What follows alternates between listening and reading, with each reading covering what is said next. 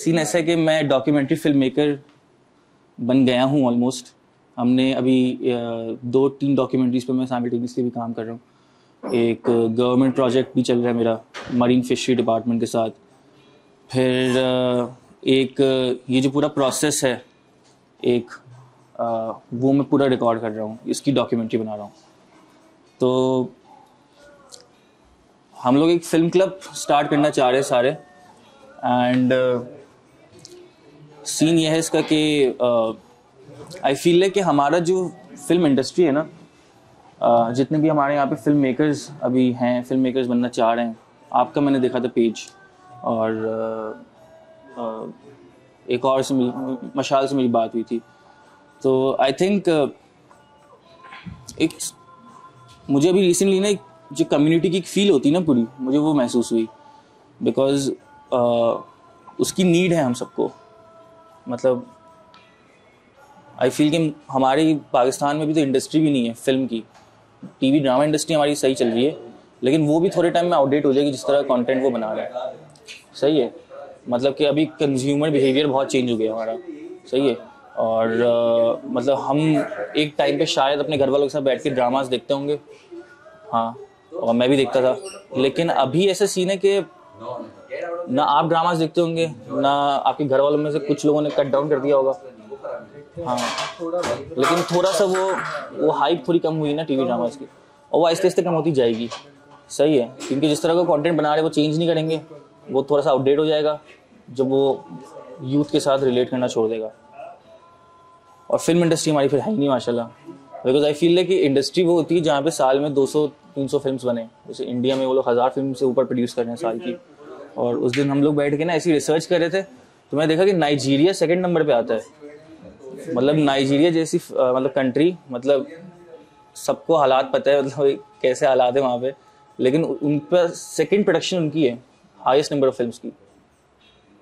और हमारे यहाँ तो मतलब साल की 50-100 फिल्में भी नहीं बन रही ना, तो इंडस्ट्री हुई नहीं फिर।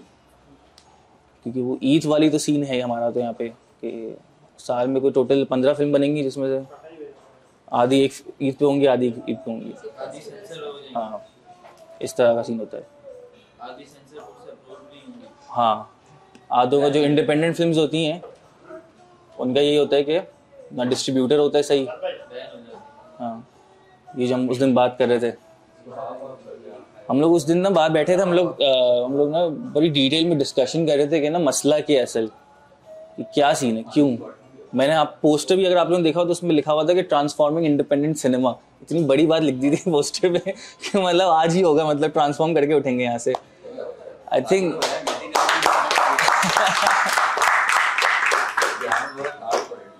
हाँ, क्योंकि मैं दिल से चाहता हूँ कि हमारे ना ये बदले यहाँ पे। पेट्रियोटिज्म मेरा उतना ही है जितना बाकी सबका है। बट जब मैं फिल्म इंडस्ट्री का सोचता हूँ ना, तो मुझे है कि पाकिस्तान की कोई रिप्रेजेंटेशन हो वर्ल्ड सिनेमा के अंदर, जो कि अब तक नहीं है।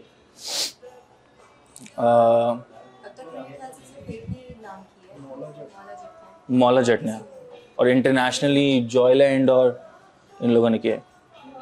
वो भी सेंसर हो गई थी ना। हाँ, फेस्टिवल्स वगैरह में गई थी, बुसान में जीती थी। हाँ, उसकी भी इंटरनेशनल रिकग्निशन अच्छी थी। सेंसर बोर्ड से नहीं हुई थी ना अप्रूव, बट वो थ्रेड्स थे।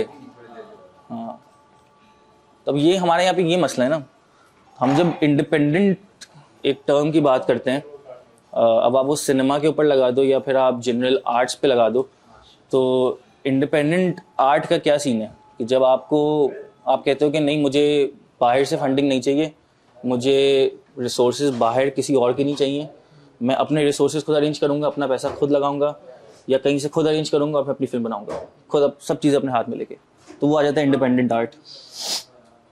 और हमारे यहाँ पे मसला है कि जो इकोनॉमी के हालात हैं, तो उसमें इंडिपेंडेंट तो हो ही नहीं सकता, कुछ नहीं हो सकता। आर्टिस्ट खुद सर्वाइव नहीं कर रहा, उसके अपने खाने के पैसे नहीं है, वो आर्ट में क्या लगाएगा। और तभी मुझे फील हुआ कि हमारे यहाँ पे ना शुरू से ही, वैसे हमारी नेचर में भी ये है साउथ एशियन लोगों की, लेकिन मसला ये है कि अभी रिसेंट ज़्यादा हो गया इकोनॉमी की वजह से कि हम लोग ना काटना शुरू हो गए एक दूसरे को। कि हम लोग ना 5-5 हज़ार रुपये में ना काम काट रहे होते हैं। अब आप अपनी सबकी रिलेटिव फील्ड्स में लगा दीजिए, एक्टर्स भी यही कर रहे हैं, ठीक है, कि एक दूसरे को काटो, एक दूसरे को काटो। आपके काम में भी SFX में कि बहुत ज़्यादा कंपटीशन, मुझे पता है। हमने 2 भी फीचर फिल्म्स की थी, तो उस पर मतलब हम देखते थे मेकअप आर्टिस्ट वालों की वो कितना चार्ज करते हैं, क्या मार्केट है, मुझे आप लोगों का भी आइडिया है। तो आपको पता होगा कितने मसले हैं, मतलब किस तरह क्लाइंट्स काटते हैं और किस तरह मतलब पेमेंट्स का शेड्यूलिंग होती है। यहाँ पे इतने वो लोगों को नॉलेज नहीं है, तो सारे इश्यूज क्रिएट होता है इस चीज़ को लेके। आप नॉर्मल मेकअप करवाते हो तो आपको SFX मेकअप का भी है ना काम नॉर्मल मेकअप आर्टिस्ट को दे देंगे। तो ये चीज़ यहाँ पे बहुत है, इस चीज़ के देखना हो। ये है तो हमारा जब ये इंडिपेंडेंट की हम बात करते हैं ना, तो हम यहाँ पे आके फंस जाते हैं कि हमारे पास अब रिसोर्सेज नहीं है, हम फिर बाउंड हो गए कि हम उन्हीं वो मोनोपोली जो बनी हुई है डिस्ट्रीब्यूटर्स की, सही है, प्रोडक्शन हाउसेस की, हमें इनके साथ ही काम करना है। तो फिर हम अपने गार्ड्स डाउन करके अपनी आर्टिस्टिक एबिलिटीज़ को ख़त्म करके हम चाहते हैं कि भाई अब कमर्शियल काम करते हैं, पैसे कमाना ज़रूरी है, जो कि है, सही है।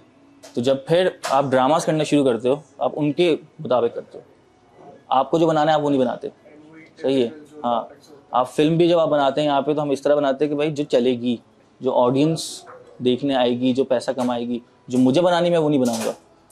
हमारे यहाँ ये कल्चर है काम का, हम आर्ट को इस तरह से देखते हैं। रिसेंटली हमने जो प्रोजेक्ट किया है जिनज़ादा का, उसमें भी यही सीन था। हम लोग जो डायरेक्टर्स और सब थे इस चीज़ से ही डर रहे थे कि ये लोगों को पसंद आएगा नहीं आएगा, क्योंकि ये डिफरेंट टॉपिक हो जाएगा और ऊपर से उसमें कैरेक्टर अगर ऐड कर देंगे तो वो तो फिर यहाँ पे पता है लोगों को सिर्फ वो लेंस लगा दो वही चलता है। तो ये चीज़ें हैं बहुत फैक्टर्स। हमारे लोगों के व्यूज़ मैटर करते हैं मेनली, वो क्या पसंद करते हैं क्या नहीं करते, फिर उस हिसाब से ये लोग फ़ायदा उठाते हैं डायरेक्टर्स और सब। अब यही है। अब हम लोग ना परसों रात को हम लोग, मैं और मेरे दोस्त मोहसिन, हम लोग बैठे थे बहुत बड़े राइटर्स के साथ। नाम नहीं लेना चाहिए, मैं नाम नहीं लूँगा, लेकिन आप लोगों का काम देखा होगा, ड्रामे जो देखते हैं उन्होंने ड्रामे में काम देखा होगा, जो फिल्म्स देखते हैं उन्होंने फिल्म्स में काम देखा होगा। अभी उनकी एक और बड़ी फिल्म आ रही है अभी, और उनके साथ हम बैठे थे तो हम यही चीज़ ना डिस्कस कर रहे थे कि ना कम्युनिटी की ज़रूरत है, हम एक फ़िल्म क्लब बना रहे हैं और सबको साथ मिलना पड़ेगा, सारे साथ खड़े होंगे एक दूसरे के राइट्स के लिए। हमारे यहाँ राइट्स की भी कोई वो सीन नहीं है कि मतलब गिल्ड्स वगैरह बनती हैं दुनिया भर में, हमारे यहाँ नहीं है। हमारे यहाँ 2 महीने पहले, इतने सालों बाद 2 महीने पहले डायरेक्टर्स गिल्ड बनी है पहली, जो सारे डायरेक्टर्स मिलकर। और दुनिया भर में ये सब चीज़ें बहुत नॉर्मल हैं गिल्ड्स का होना, और वो गिल्ड्स ही मतलब राइट्स के लिए लड़ती है आर्टिस्ट की। अभी US में प्रोटेस्ट चल रहा है कि वो फीस के मसले हैं, कुछ जूनियर जो आर्टिस्ट होते हैं उनकी, और सारे एक्टर्स प्रोटेस्ट में लगे हैं। हालांकि अब वो बंदा ये भी बोल सकता है कि नहीं यार मुझे मसला नहीं है, मैं काम करूंगा अपना, मैं प्रोटेस्ट में नहीं आऊँगा, लेकिन सारे साथ खड़े हुए, सारे एक्टर्स, बड़े एक्टर्स भी है, हालांकि वो चलता है उनका, लेकिन सबको रियलाइज़ हुआ कि अगर ये लोग काम नहीं करेंगे तो हमारा काम रुक जाएगा, तो इनके राइट सुनना ज़रूरी है। हमारे यहाँ ऐसी गिल्ड्स नहीं है, सही यहाँ है? पे हमारा फ़ायदा हो रहा है, हम ठीक है, हाँ, सही है, चलेगा। हम यही सोच के हम तो उससे नुकसान क्या हो रहा है हमारा, कि हम एक जगह जाके फिर कैप तो लग गया है ना, क्योंकि आप अगर अकेले ऊपर जाना शुरू करोगे तो आप कहाँ तक जाओगे बनिस्बत अगर आप सबको साथ लेके चलोगे। भले लोग आपसे ऊपर निकल जाएंगे, लेकिन यही है ना।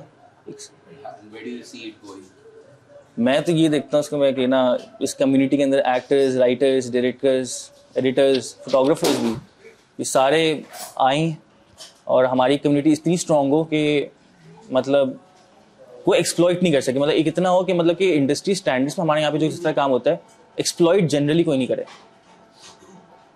बड़ा सोचो माशाल्लाह, बढ़िया। तो ये मैं थोड़ी सी डिफरेंट तरीके से देख रहा हूँ, एंड वो ये कि सबसे पहले तो यार तुम लोगों ने मेरा इंट्रोडक्शन नहीं लिया। This is Mohit Ahmed and I have no interest in filmmaking. I am here for different purposes. One of them is to support this. I mean, इसे gentleman तो नहीं कहूँगा। So ये जो हो रहा है ना, ये जो मैं जिस नज़र से देख रहा हूँ, मैं हर चीज़ में फिजिक्स घुसा देता हूँ, तो आसान लफ्ज़ों में समझाता हूँ। There's a topic of there's a topic in physics which is, yeah, I am a passionate chef as well. So there's a topic in physics known as resonance. So when I first met Mehdi, I was like a still body, like this, and he was like a vibrating body. So resonance का process ये होता है जब एक vibrating body किसी fixed body के करीब आती है, तो same frequency पे vibration शुरू हो जाती है. When I met him, मैंने बोला ये तो पागल है. यार ये तो पागल है. एंड मेरा माइंड जो है ना इसके साथ रेजोनेट हो गया कि यार ये कुछ बड़ा करेगा. एंड बड़ा करने के लिए एक पैशन चाहिए, एक डेडिकेशन चाहिए एंड तीसरी सपोर्ट चाहिए. ये दो मेरे पास तेरे लिए नहीं है, लेकिन जो तीसरा फैक्टर है ना सपोर्ट, उसके लिए मैं सुबह सवेरे संडे उठ कर आया हूँ. ठीक है भाई. एक और पॉइंट जो कम्युनिटी के पॉइंट ऑफ व्यू से मैं बता रहा हूँ ना, वो ये है रेजोनेंस इतना बड़ा टॉपिक है. जब आर्मी की पूरी मार्चिंग हो रही होती है तो कभी भी उन्हें डायरेक्ट नहीं किया जाता सारे एक साथ एक ही वक्त ज़मीन पे पाँव मारो, क्योंकि अगर वो किसी पुल के ऊपर से गुजर रहे हैं वो गिर जाएगा. आप इस कम्युनिटी के अंदर वो पावर है सबके. वही मैं तो ये था ना, लेकिन आप सब ये हो, आप सब वाइब्रेट कर रहे हो, और सब अगर एक डायरेक्शन में मिल के वाइब्रेट करोगे ना भाई, छत पाड़ दोगे आप लोग. तो मैं इसको इस नज़र से देख रहा हूँ. और ये क्या है? ये कम्युनिटी है. ये कम्युनिटी है. You all are like minded people, you have the same frequency. फाड़ दो यार छत. और चाहिए एनर्जी. तो अब जिन राइटर्स के साथ हम बैठे थे तो उन्होंने हमें ना बोला कि यार तुम लोग में ना बहुत पोटेंशियल है, तुम लोग ना निकल जाओ यहाँ से. मतलब बहुत अच्छी बातें कर रहे हो तुम लोग. हम लोग भी जब तुम लोग की उम्र के थे, हम लोग भी यही बातें बोलते थे कि चेंज लाएंगे, ये करेंगे, वो करेंगे. उनमें से तीसरा जो बंदा बैठा था वो राइटर्स के साथ, वो हमारा यूनिवर्सिटी प्रोफेसर था. तो सब हम एक दूसरे को जानते थे. तो इन्होंने बोला कि ना तुम लोग निकल जाओ, कि ना इस कंडीशन में ना यहाँ पे जो हालात हैं, एग्जैक्टली मैं उनका वर्ड कोट कर रहा हूँ कि इस हालात में ना फ़न की खिदमत नहीं होती, आर्ट की खिदमत आप इस हालात में नहीं कर सकते. इस हालात में आप पहले अपना पेट पालें और निकलें यहाँ से. मैं उनसे ये भी पूछा था ना कि सोल्यूशन सही कैसे करें, तो ये बोल रहे थे कि बाहर जाके यहाँ पे नहीं हो सकता. अच्छा, मेरा ना पर्सनल बिलीफ ये है कि किसी भी प्रॉब्लम को सॉल्व करने के लिए ना सबसे पहले चीज़ की जो ज़रूरत होती है वो होती है रियलाइजेशन, कि आपके पास उस काम को, उस चीज़ की आपको रियलाइजेशन है या नहीं है. अब यहाँ जो हमने कम्युनिटी एक फॉर्म कर रहे हैं, तो सबसे पहली चीज़ तो ये है कि हम एक दूसरे को रियलाइज़ करा रहे हैं कि पहले कि हमारे अंदर क्या इनर टैलेंट्स हैं जो हम एक दूसरे की हेल्प कर सकते हैं.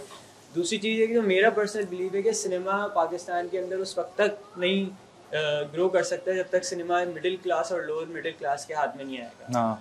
क्योंकि डिफेंस के अंदर बैठ के आप कोई ऐसी स्टोरी नहीं लिख सकते जिसका ताल्लुक लोअर मिडिल क्लास से या नॉर्थ कराची से हो, या नॉर्थ कराची में बैठ के आप एक ऐसी स्टोरी नहीं लिख सकते जो डिफेंस के. तो इसलिए हमारी जो सोसाइटी के अंदर हमारी जो एक इकोनॉमिकल सिस्टम है और एक जो सोशल सिस्टम है, उसको हर बंदा अपने आप को रिप्रेजेंट कर सकता है. अगर हम कोशिश करेंगे कि हम दूसरे लोगों को रिप्रेजेंट करेंगे तो हमें वो चीज़ बड़ी क्रिंज फील होगी. और यही वजह है कि जो हमारी अभी की फिल्म्स जो बन रही हैं और जिनको हम क्रिंज कंसिडर करते हैं, उसकी वजह यही है कि वो मिस रिप्रेजेंट कर रही हैं हमें. क्योंकि हमारे जो एक कल्चर है, जो हमारे जो थॉट्स हैं, जो हमारी बिलीफ हैं, उनको सही लोग नहीं लिख रहे. और जो लिख रहे हैं उनके साथ मसला है कि मिसाल के तौर पर हम जो उनके साथ बैठे हुए थे वो बहुत इस्टेब्लिश्ड राइटर हैं, उन्होंने फिल्म्स लिखी हुई हैं, उन्होंने ड्रामे लिखे हैं. तो उस बंदे का जब वो इंडस्ट्री में आया था तो उसका ये बिलीफ था कि भाई मैंने ड्रामे करने ही नहीं है. और अब वो बोलता है कि यार साल में अगर 2 ड्रामे नहीं करूंगा तो घर नहीं चलेगा. तो उसने वही कोटिंग के फहद भाई ने बोला है फहद भाई ने बोला है कि साल में 3 ड्रामे नहीं करोगे तो ऐसे नहीं चलेगा, 3 ड्रामे करने पड़ेंगे. तो वो ये चीज़ ना बड़ी अब एक ज़रूरी है कि हमें अपने टैलेंट्स को रियलाइज़ करना है कि भाई हमारी क्या पोटेंशियल्स हैं और हम उसको किस तरीके से कम्युनिटी में सर्व कर सकते हैं. अब जैसे मैं एज ए स्क्रीन राइटर हूँ, तो मेरी कोशिश ये है कि मैं उन स्टोरीज़ को, उन कैरेक्टर्स को इंटरनेशनल मार्केट में या इंटरनेशनल ऑडियंस के साथ इंट्रोड्यूस कराऊँ कि जो उसको देख के भले उससे रेजोनेट नहीं कर सके, लेकिन वो उससे कहीं ना कहीं इमोशनल लेवल पे कनेक्ट कर लें. क्योंकि गम जो होते हैं या खुशियाँ जो होती हैं वो हर किसी भी दुनिया में जोग्राफिकली बंदा हो वहाँ सबकी सांझी है, सबकी एक जैसी होती हैं. अब जैसे लोग मुझसे अक्सर, अभी मेरा इंट्रोडक्शन हो रहा था तो पूछ रहे थे कि आपका क्या नाम है, क्या है. तो मुझे जो सबसे बड़ा एक कन्फ्यूजन थी ना वो ये थी कि अच्छा, मैं टाइटल्स में बिलीव ही नहीं करता. मैं इसलिए बिलीव नहीं करता टाइटल्स में कि अगर मैं इसको डॉक्यूमेंट्री फिल्म मेकर बोलूँ या मैं अपने आप को स्क्रीन राइटर बोल दूँ तो मैं अपने आप को बॉन्ड कर दूंगा, तो मैं फिर वही रह जाऊंगा। तो मैं चाहता हूँ कि हर बंदा ना यूनिवर्सल हो। तो अपने इंट्रोडक्शन जो है ना वो मतलब करवाना ना बड़ा अजीब लगता है कि यार आप अपने आप को अब बॉन्ड कर दें। मैं अगर स्क्रीन राइटर बोलिए तो मैं अब बस स्क्रीन राइटर परसीव किया जाऊंगा आप सबके पास, या मैं अगर बोलूँ कि मैं प्रोडक्शन डिजाइनर हूँ तो मैं प्रोडक्शन डिजाइनर परसीव किया जाऊंगा। तो जो परसेप्शन वाला माइंडसेट है ना, हमें हर बंदे को एज ए यूनिवर्सल ट्रीट करने की ज़रूरत है, ताकि हम उसको एक तो बॉन्ड नहीं कर लें, फिर दूसरी चीज़ ये कि हम जो है फिर उनके साथ हर लेवल पे कनेक्ट कर सकें। क्योंकि मिसाल के तौर पे अगर मैं किसी प्रोडक्शन डिजाइनर के पास जाऊं तो उस बंदे को डायरेक्टिंग सेंस भी होगा, उस बंदे को डॉक्यूमेंट्री सेंस भी होगा, उसके पास हर तरह का सोशल सिविक सेंस, सारी चीज़ें होंगी। लेकिन अगर मैंने उसको बॉन्ड कर दिया कि यार मैंने इससे सिर्फ बात ही प्रोडक्शन की करनी है, तो मैं उसकी वो तमाम पोटेंशियल वैल्यूज़ को डिनाई कर दूंगा या उसके डिनाइल में आ जाऊंगा जो वो मुझे चीज़ें वो बता सकता था। तो मेरा तो ये बिलीफ है, और इंशाल्लाह इस कम्युनिटी के अंदर फिर ये कि हम सबको एक दूसरे को यूनिवर्सल ट्रीट करेंगे, ताकि फिर हम हर बंदे की हर तरह की पोटेंशियल को वो एक्सप्लोर कर सकें और एक दूसरे की हेल्प कर सकें।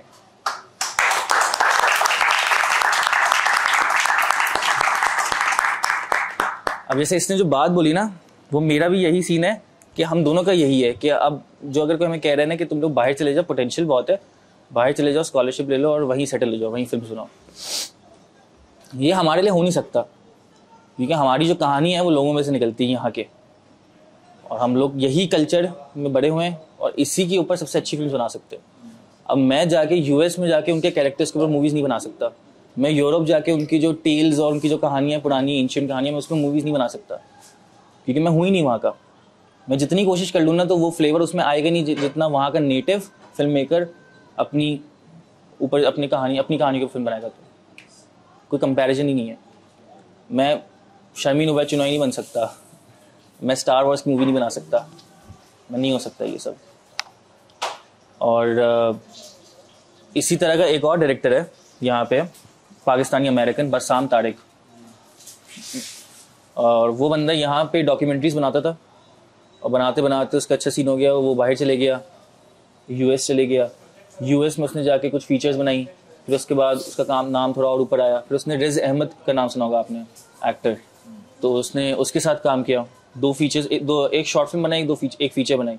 उसकी वो वाली फीचर मुगल मोगली नाम है उसका, वो ऑस्कर में नॉमिनेट हुई, फिल्म फेस्टिवल्स जीती, उसका नाम ऊपर आ गया बहुत ज़्यादा। सही है। अब इस टाइम पे उसके पास सारी ऑफर्स आएंगी।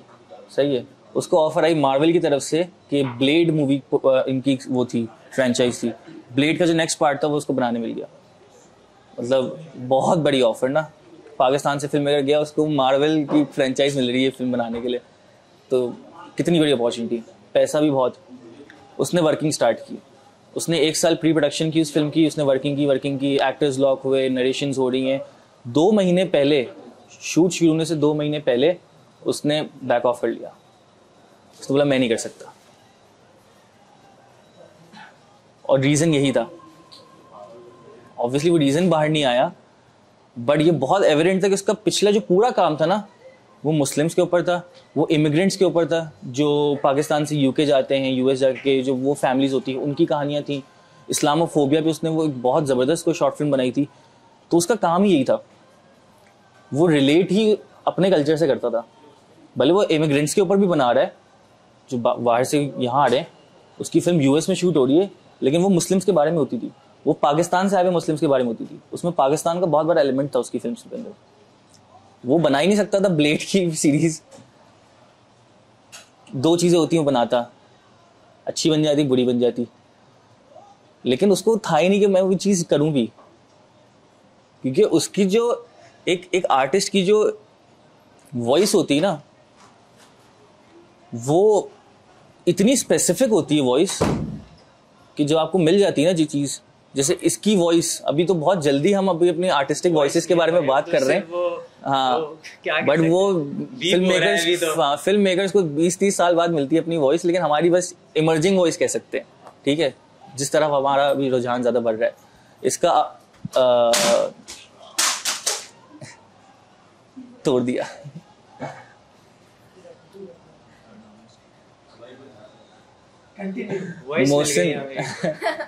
मोहसिन का नैरेटिव ज़्यादा नीश सिनेमा टाइप होता है और थोड़ा सा क्या बोलेंगे इसको, आर्ट हाउस सिनेमा टाइप। नहीं, अच्छा, मैं इसको थोड़ा डिफरेंट तरीके से परसीव करता हूँ। मैं ये बोलता हूँ कि आर्ट हाउस नहीं, मतलब आर्ट हाउस तो हम लोग इसको एक टर्मिनोलॉजी हमने दे दी है। हाँ। मुझे इस तरह का काम करना पसंद है कि जो जिंदगी के बड़ा करीब हो, मतलब आप उसको, उस चीज़ को देखें तो आपको लगे कि हाँ शायद आपने ये पिछले हफ्ते देखी है अपनी लाइफ में कहीं पे, या आपने अपनी ज़िंदगी में किसी टाइम पे ये चीज़ देखी है या आपके साथ हुई है, या आप वो चीज़ ना अगर आपके साथ नहीं भी हुई है तो आप उस, मेरे क्राफ्ट के जरिए मेरी कोशिश होती है कि मैं आपको उस तरह से वो चीज़ एक्सपीरियंस कराऊं कि आपको लगे कि हाँ आपकी रियल टाइम में आपके साथ वो चीज़ हो रही है और आप वो उन इमोशंस के साथ कनेक्ट करें। क्योंकि मैं जब भी कोई कहानी लिख रहा होता हूँ तो मेरी कोशिश ये होती है कि कोई उसमें एक ऐसा यूनिवर्सल इमोशन हो कि जो सब बंदों के साथ हो, वो भले अच्छा बुरा जिस तरह का भी है वो हो सकता है।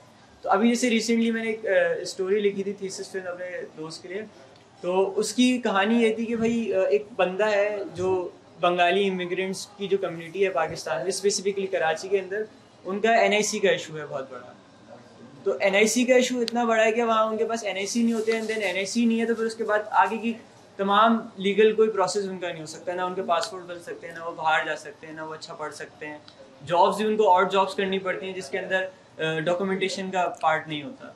तो उस फिल्म के अंदर मेरी कोशिश ये थी कि जो रिलीजन है हमारी कम्युनिटी के अंदर एक बड़ी यूनिवर्सल थीम है।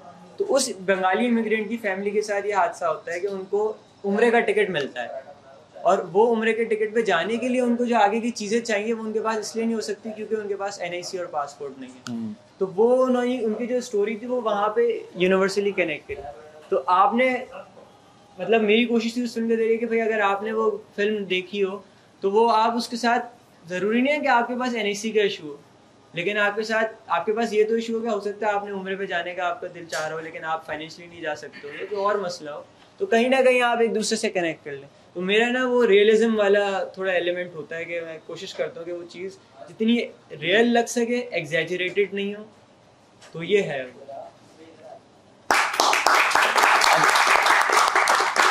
अब इसकी एक वॉइस है, ये उस तरह की फिल्म बनाएगा, ये बना सकता है स्पाइडरमैन की मूवी।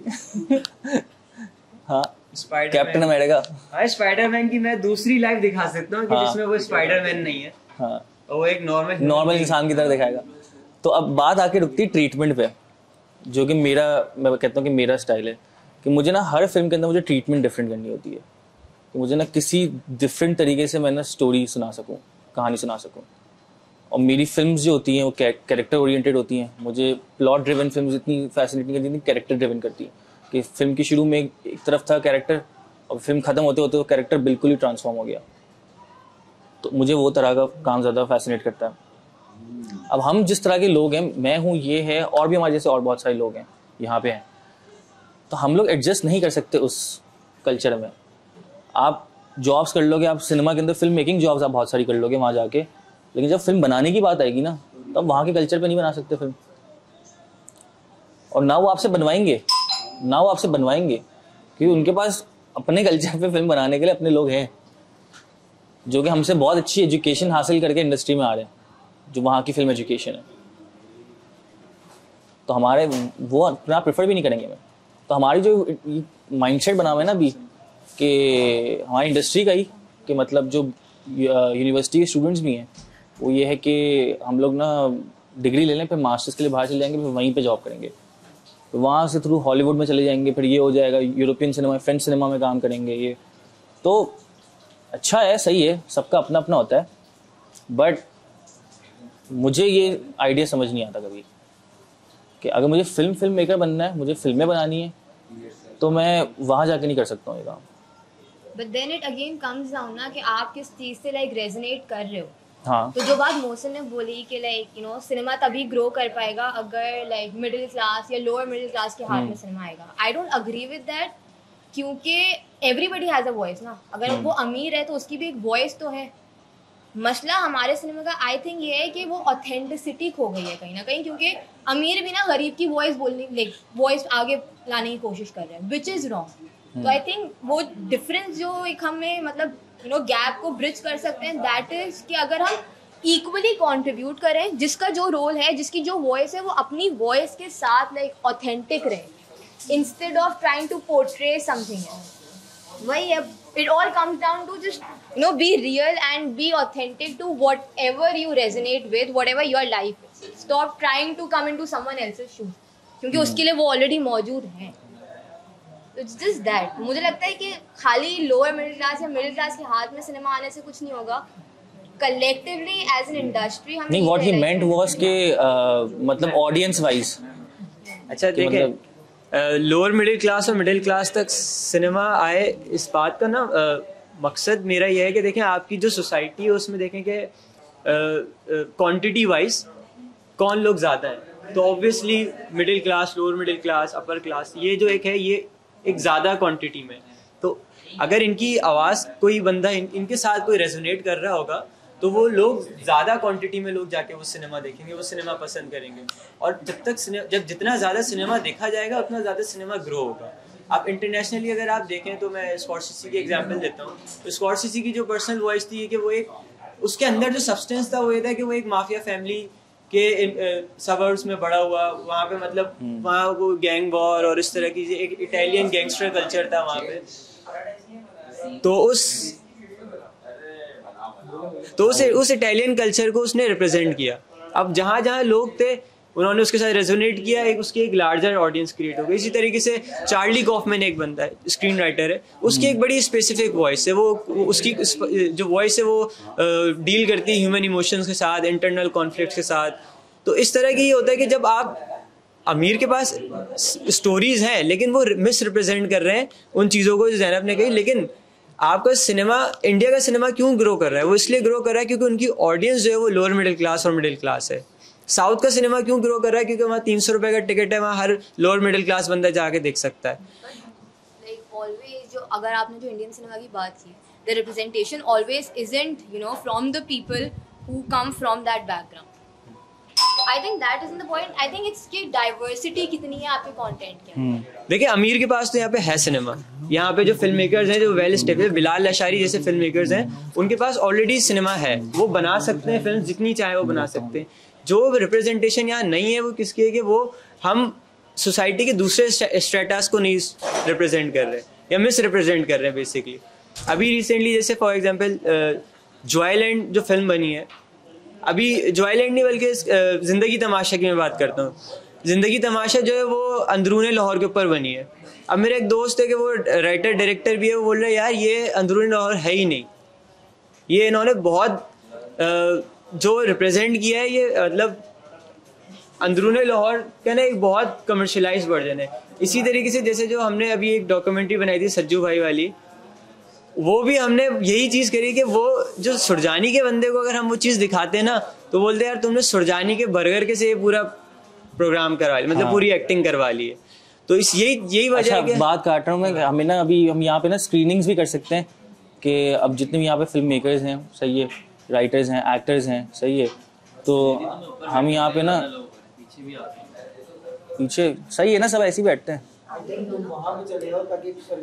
हाँ सर्कल फॉर्म हो जाए। फिर मुझे लगता है कि ना हम सब अपना अपना काम यहाँ पे स्क्रीन भी कर सकते हैं आके, जब एक कम्युनिटी ये बड़ी बन जाएगी।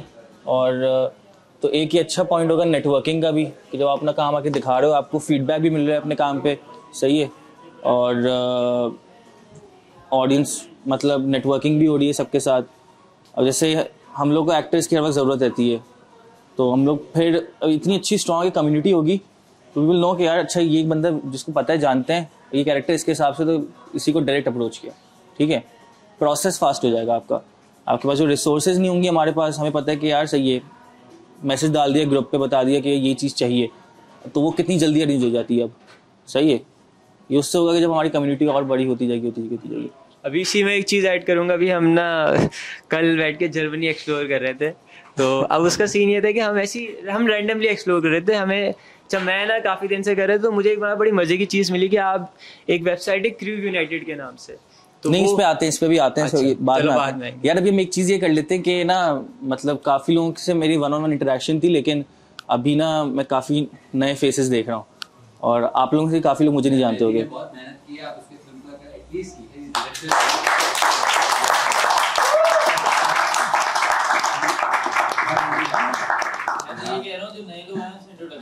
तो अभी एक इंट्रोडक्शन का सीन रहता है।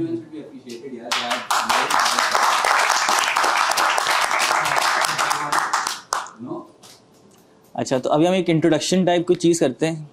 अपने नाम बताना बहुत ऑफ हो जाएगा, नाम आके बता दें, ये सब कर लें, क्योंकि ना नहीं है नाम वैसे भी पता चल जाता है सबका। मैंने एक चीज़ सोची कि हम एक चीज़ करते हैं, अब आप बताएं करनी चाहिए नहीं करनी चाहिए, कि हर कोई आके अपने ना यार एक फेवरेट मूवी बता दें और क्यों अच्छी लगती है, और एक कोई ऐसी मेन स्ट्रीम मूवी जो कि परसीव की जाती है अच्छी मूवी लेकिन आप लोग को नहीं पसंद।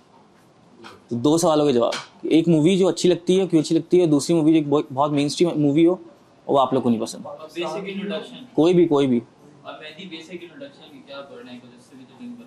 नहीं यार वो हो जाएगा, अभी ये करते हैं, मजा आएगा, अभी ये करते हैं। चलो हाँ ये भी अच्छी नेटवर्किंग हो जाएगी। चलो ये कर लेते हैं, अच्छी बात है। चलो कौन स्टार्ट कर रहा है? Hello, my name is मेरा नाम ज़ैनब है and आवाज नहीं आ रही। hello. So should I tell a movie I like? हाँ So एक आवाज नहीं आएगी इसकी, जोर से थोड़ा। there is a Japanese movie and the name of it is Character. मैंने वो कल ही ख़त्म की है and I really liked it. क्या नाम है? Character. Character. Yes, it's a Japanese film and सही it's है। available on illegal websites. So it's a good movie and it's like concerned with serial killing. And do you know what is a mangaka? नहीं। It is someone who creates manga, and like it's about someone who got rejected from from the author because his story was too ordinary, but his art was amazing. So that one day he experienced a murder scene, and then he starts making a manga over it, and which gets pretty famous. And a serial killer is inspired by that manga, and then it does and वो फिर अपनी killing जो है ना वो उस manga के हर एक chapter पे बेस पे करता है, and the police gets to know about it. And और फिर कौन सी मेन स्ट्रीम मूवी जो पसंद नहीं है? mainstream like पसंद तो सारी है, like every movie has its own charm, but the thing is कि मुझे एक like horror movies पसंद नहीं है, as in कि जो बहुत stereotypical होती हैं कि फैमिली गई एक हाउस में, they know it's haunted but still they फिर भी जा रहे हैं। have to experience. तो मुझे ये if there is some horror movie with a different plot वो मुझे बहुत अच्छी लगी। मेरा नाम जैन है। वही मूवी का तो था नहीं है, मूवी तो बहुत सारी हैं जो मतलब पसंद है, लेकिन ज़्यादातर ब्रैड पिट की मूवीज़ पसंद है। मतलब जो एक मूवी थी इंटरव्यू विद द वैम्पायर, वो काफ़ी अच्छी मूवी थी। मतलब उसमें ऐसा होता है कि मतलब एक बंदा होता है जो 1700s में रहता होता है, और वो उसको कोई वैम्पायर आके मतलब बाइट कर लेता है, वैम्पायर बन जाता है वो। और फिर मतलब वो एक लड़की एक बच्ची होती है, उसको वैम्पायर बना देते हैं। वो वैम्पायर होते हैं वो तो मतलब ग्रो नहीं कर सकते ना, तो उसी एज में रहते हैं। तो बच्ची भी उनके साथ उसी एज में रहती है, लेकिन फिर वो मतलब बच्ची होती है, लेकिन उसकी एज तो बढ़ रही होती है। क्यों पसंद है मूवी? क्योंकि मतलब मुझे ना जैसे ऐसी चीज़ें होती हैं लाइक जो जॉनर है वाला सुपर नेचुरल टाइप का, वो पसंद है। सुपर नेचुरल शो है वो भी मुझे पसंद है, टीन वुल्फ, वैम्पायर डायरीज वगैरह। तो जैसे जॉनर्स हैं वो जैसे पसंद हैं, तो इसलिए बस। और कौन सी मेन स्ट्रीम मूवी नहीं पसंद है? ऐसी कोई वो नहीं है जो पसंद नहीं है, लेकिन मतलब अगर मतलब उसकी जो मेन जो चीज़ होती है ना, ख्याल में उसकी मतलब जो प्लॉट वगैरह तो बन जाता है, लेकिन आप उसको एंड किस तरह देते हैं, क्लाइमैक्स उसका जो होता है वो अगर उसका बेकार हो, तो मतलब वो जो एक मूवी थी बॉलीवुड की शादी में ज़रूर आना, वो मूवी मतलब इतनी बुरी नहीं थी, लेकिन मतलब उसका जो लाइक एंड किया ना उन्होंने बहुत ही बकवास किया था, तो इस चक्कर में वो मूवी बिल्कुल ही तबाह हो गई। लेकिन इससे शाहरुख खान की पहले की मूवीज़ होती थी, वो उनमें मतलब कोई इतनी ख़ास बात नहीं होती थी। जैसे वो थी कभी खुशी कभी गम, उसमें कोई इतनी ख़ास स्टोरी नहीं थी, मतलब नॉर्मल स्टोरी थी कि जो बाप है वो नहीं मान रहा शादी के लिए, लेकिन बस वो हिट उस वजह से होती थी क्योंकि वो एक ज़माना उस हिसाब से चल रहा था।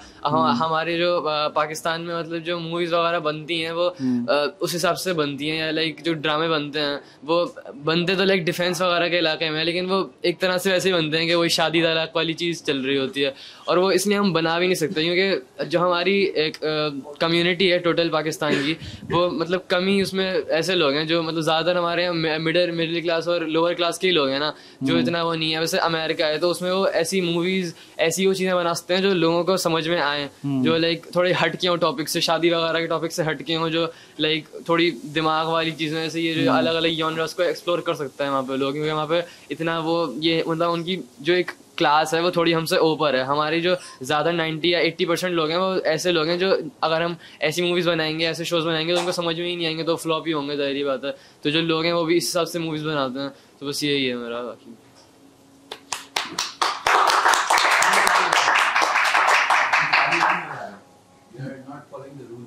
ओह, पहले ताली बजानी सबके लिए। यार रूल ये है कि मतलब कोई भी बोलेगा तो उससे हम पहले ही ताली बजा देंगे normally.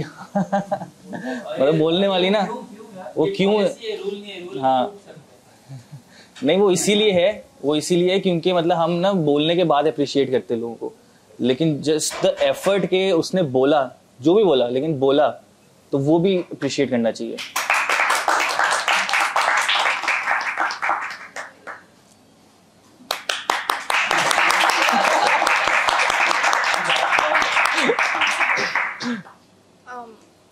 My name is Mashal and मैं movies इतनी नहीं देखती. I'm more into series. So just like him, Teen Wolf is one of my favorites. I'm more into supernatural things, and I think Teen Wolf में मतलब it's like a very unique series. It's like very different. Plot वगैरह बहुत unique है उसका. That's why I like it. And mainstream, I don't really watch movies तो फिर सही है। एक्शन मूवीज नहीं अच्छी, एक्शन मूवी नहीं पसंद, सही है, ठीक है। हेलो, मेरा नाम रज़ान यासिन है एंड आई थिंक मैं जो मेनली देखती हूँ मूवीज़ में वो उसके स्पेशल इफ़ेक्ट्स देखती हूँ कि कैसे इफ़ेक्ट्स हैं और सब, तो उस बेसिस पे मैं जज करती हूँ मूवी को। तो जो मेरी फेवरेट है अभी तक स्ट्रेंजर थिंग्स है और गेम ऑफ थ्रोन्स है, क्योंकि उनके इफ़ेक्ट्स और सब कुछ जो उनकी मेकिंग है वो इतनी हार्ड है, इतनी डिफ़िकल्ट थी कि 6 आवर्स से ज़्यादा और कभी कभार 12 आवर्स से ज़्यादा एक्टर्स को बैठना पड़ता था एक एक इफ़ेक्ट के लिए। तो आई थिंक वो मेरी फेवरेट है।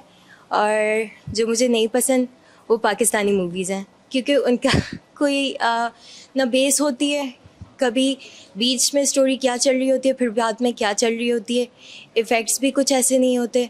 तो आई थिंक जो मुझे नहीं पसंद वो पाकिस्तानी है। और अब रज़ीन कह रही हैं कि उनको पाकिस्तानी मूवीज़ नहीं पसंद, लेकिन वो पाकिस्तानी मूवीज़ में काम भी करती हैं, वो बहुत अच्छी SFX आर्टिस्ट हैं और आपको ना इनका इंस्टाग्राम देखना चाहिए, बहुत इनका यूनिक डिफरेंट काम है। अच्छा, my name is Hasan Jain और मैं इस वक्त फोटोग्राफी एंड वीडियोग्राफी यूजुअली करता हूँ, but I am into film making. अच्छा, मेरी मेन स्ट्रीम फिल्म जो मुझे नहीं पसंद है वो जॉन विक 4 है। सही है, जॉन विक की पूरी सीरीज़ नहीं मुझे नहीं पसंद, सही है, बट मैं देखता था कि शायद ये लोग अच्छी मूवी बना लें, बट नहीं बनाई। लेकिन जो मुझे बहुत पसंद है पर्सनली वो आई लिस्ट माई टॉप 4, उसमें सबसे पहले 3 इडियट्स आती है। It's my favourite because education के ऊपर मुझे काम करने का फिल्म मेकिंग से भी ज़्यादा शौक है, सो वो बहुत ज़्यादा कनेक्ट करती है इस मामले पे। एंड उसके बाद टॉप 3 में ये कंफ्यूजिंग चलता रहता ऊपर नीचे, good will hunting, Django unchained, और मेरी थर्ड थी अपना विप्लैश। ये 3 मूवीज़। अस्सलाम वालेकुम, मेरा नाम सनी मज़हर है, या मज़हर या सनी जो बोलना है बोल दें। मैं मेहदी का जूनियर हूँ जैबिस में ही, और फेवरेट मूवी देखा जाए तो मेरी तमाशा है, और उसके अलावा ब्लैक स्वान। तमाशा क्यों फेवरेट है? तमाशा है क्योंकि उसमें जो वेद का कैरेक्टर होता है उससे मैं काफ़ी रिलेट करता हूँ। क्यों, कैसे? क्योंकि मैं भी थोड़ा सा पागल हूँ। हाँ, मैं भी थोड़ा सा सटका हुआ हूँ उसकी तरह, और बस यही सीन है। और उसके अलावा ब्लैक स्वान है, अगर किसी ने देखी हो तो, डैरेन अरोनोफ्स्की की। हाँ, और तीसरी बस यही है। और जो मेन स्ट्रीम में मुझे एक शो है गेम ऑफ थ्रोन्स, वो नहीं पसंद। गेम ऑफ थ्रोन्स पसंद नहीं है? नहीं, मैंने 2 एपिसोड देखे थे, फिर मैं बोर हो गया, मैंने छोड़ दिया बस। ये बहुत हैवी पॉइंट था, गेम ऑफ थ्रोन्स नहीं पसंद। सही है, मैंने देखा भी नहीं गेम ऑफ थ्रोन्स, शायद इसी वजह से। बहुत मेन स्ट्रीम हो गया तो अब यार देख के क्या फायदा, अब नहीं मजा आएगा देखने में।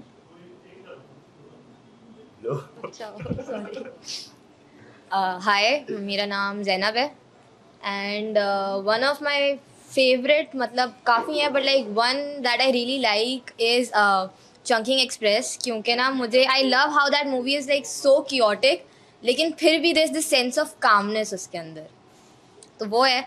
और एक जो नहीं पसंद, again similar to him, John Wick. मुझे ऐसा नहीं बोलूँगी कि मेरे को पूरी सीरीज़ नहीं पसंद आई थी, मुझे फर्स्ट पार्ट अच्छा लगा था, मुझे थर्ड पार्ट अच्छा लगा था and I was expecting a lot fourth part से, बट मतलब वो बीच में मुझे हो गया था यार क्यों कर रहे हैं, मतलब बहुत ड्रैग हो गया, तो वो थोड़ा सा ऑफ थी वो।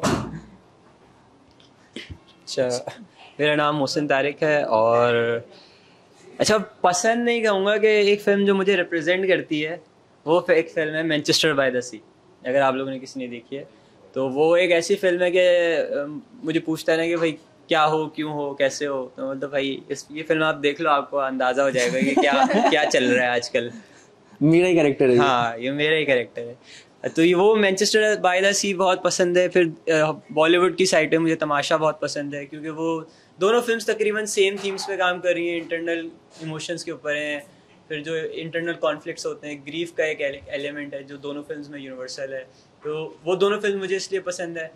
और जो फिल्म मुझे नहीं पसंद, जब मेरा नहीं ख्याल कि मुझे कोई ऐसी फिल्म नहीं पसंद, क्योंकि मैं अब जैसे एज अ राइटर ना ये कंसिडर किया जाता है कि कोई भी कहानी जो होती है ना उस राइटर का बच्चे की तरह होती है। तो वो जो कहानियाँ हम देख रहे हैं दुनिया में, कहीं ना कहीं वो किसी ना किसी के बच्चे हैं एक तरीके से, और बच्चे तो सारे प्यारे होते हैं। सही है, तो अब ये इसको बड़ा हो जाएगा कि यार मुझे पसंद नहीं है, वो पसंद है, वो एक अलग चीज़ है। लेकिन मैं कंसिडर करता हूँ कि आप कुछ भी किसी भी तरह का सिनेमा कंज्यूम कर रहे हैं, वो आपको कहीं ना कहीं इंटरनली इफेक्ट कर रहा है, और वो आपको कुछ ना कुछ सिखा रहा है, बता रहा है, ये भी बता रहा है कि क्या देखना चाहिए, क्या नहीं देखना चाहिए। तो वो एक आपकी ना लर्निंग हो रही है। तो मैं तो हर तरह का सिनेमा देखता हूँ और मुझे तकरीबन सभी समझ में आ जाता है, लेकिन कुछ होते हैं कि जो साथ रह जाती हैं कहानियाँ, तो वो बहुत कम होती है कि जो कहानियाँ मेरे साथ रह जाती हैं। उनमें से जैसे मैनचेस्टर बाय द सी है या तमाशा है, रॉकस्टार है, इस तरह की फिल्म जो वो रह जाती हैं। तो मैनचेस्टर बाय द सी में क्या था, मूवी का थोड़ा कंटेक्स्ट है क्या? वो बेसिकली एक फिल्म है,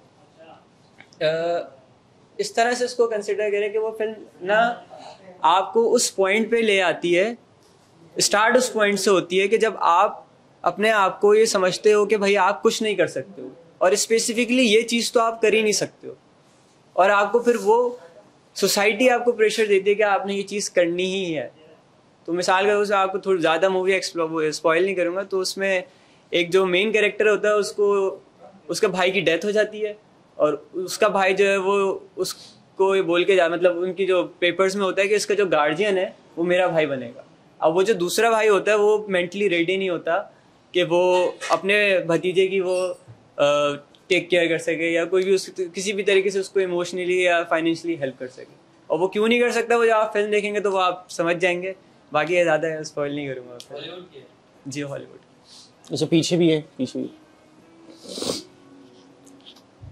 नवीद? मेरी जो फेवरेट मूवी है वो ज़्यादातर मैं प्रेफर करता हूँ बॉलीवुड साइड। हॉलीवुड में नहीं रहती। बॉलीवुड में जो फेवरेट है वो तो सबको पता है, ये जवानी है दीवानी। उसमें जो स्टोरी जिस तरीके से दिखाई है वैसी स्टोरीज ही मैं देखना पसंद करता हूँ। हॉलीवुड में जो इतना इंटरेस्ट नहीं है। और बुरी वाली साइड, दोस्ती के ऊपर जो मूवीज होती हैं, दिल चाहता है, ये जवानी दीवानी, जो एक्साइट करती है आपको, जो अच्छा लगे, इमोशनल हो जाए बंदा, हाँ, इस तरीके की। और बुरी तो मैं नहीं कहूँगा कोई मूवी को, क्योंकि हर मूवी की अलग स्टोरी होती है। बस। अड़ीबा?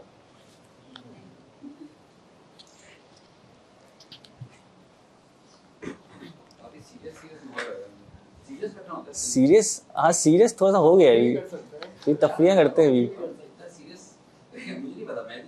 थोड़ी तफरियाँ करते हैं, कुछ एक्टिविटी कर सकते हैं हम, कुछ भी कर सकते हैं हम, क्या करें? या बेसिकली ये पहला जो इवेंट था ना, हमने इसलिए रखा था कि हम बस एक दूसरे को जान लें, सही है, थोड़ी सी नेटवर्किंग हो जाए, पता चल जाए कि कौन क्या करता है। इससे अभी पता चल रहा है कि SFX आर्टिस्ट, एक्टर, ठीक है, राइटर, प्रोडक्शन डिज़ाइनर, सही है, अब ये सब पता चलना शुरू हो रहा है। ये फिल्म बिजनेस का बंदा है, तो प्रोड्यूसर और पैसा वैसा लाना हो तो ये बंदा है। तो अब ये पता चल जाएगा ना एक दफ़ा, और कैटेगराइज हो जाएंगे हम लोग सारे कि ना कौन क्या क्या करता है। फिर नेक्स्ट टाइम से, नेक्स्ट सेशन से ना हम लोग इसको ना चैनलाइज करना शुरू हो जाएंगे क्या क्या करना है। जैसे अब मैंने सोचा कि अब हम सबके नेटवर्क में ना कुछ लोग होंगे, सही है, जिस इंडस्ट्री में काम कर रहे हैं या कुछ अच्छा काम कर रहे हैं, तो हम उन सबको बुलाएं और गेस्ट स्पीकर कोई हो, कोई सेशन हो, सही है, कोई बंदा आके इंडस्ट्री के इनसाइट्स दे रहा है जिससे हम ग्रो कर सकें, सही है। और हम लोग अपनी काम की स्क्रीनिंग्स रख सकते हैं, हम लोग जनरल मूवी स्क्रीनिंग्स भी रख सकते हैं जिसमें हम बैठ के बस फिल्म एनालाइज करें, डिस्कस करें और बस पॉपकॉर्न खा के घर चले जाएं, ये भी कर सकते हैं हम। और तो अभी बस पहला सेशन इसलिए था कि ना हम ना एक दूसरे को जान लें और फिर चैनलाइज होना चीज़ें शुरू हो जाए, फिर हम काम करना शुरू करें इस पर। क्योंकि अभी ये पहला इवेंट था और पहले इवेंट में जितने आए तो अभी हम सारे ये फाउंडिंग मेंबर्स ही कहेंगे इसको, जो क्लब के हैं, ये क्लब स्टार्ट कर रहे हैं तो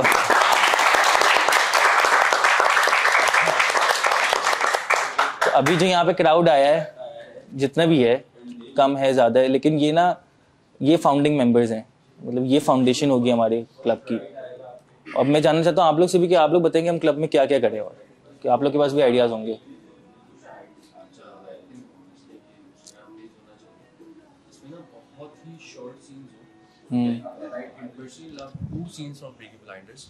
सही है कि एक एल्फी सोलोमन्स और Cillian Murphy, Tommy Shelby basically जो था, उन दोनों की लड़ाई होती है एक मीटिंग पे, वो ज्वेलरी की बात हो रही होती है और वो गन पॉइंट करता है एल्फी सोलोमन्स पे। उसके बाद है ना उन दोनों की सिर्फ मतलब कोई एक्शन नहीं होता, कोई आर्ग्यूमेंट इतना मेजर नहीं होता, सिर्फ एक समझ लो मोनोलॉग होता है।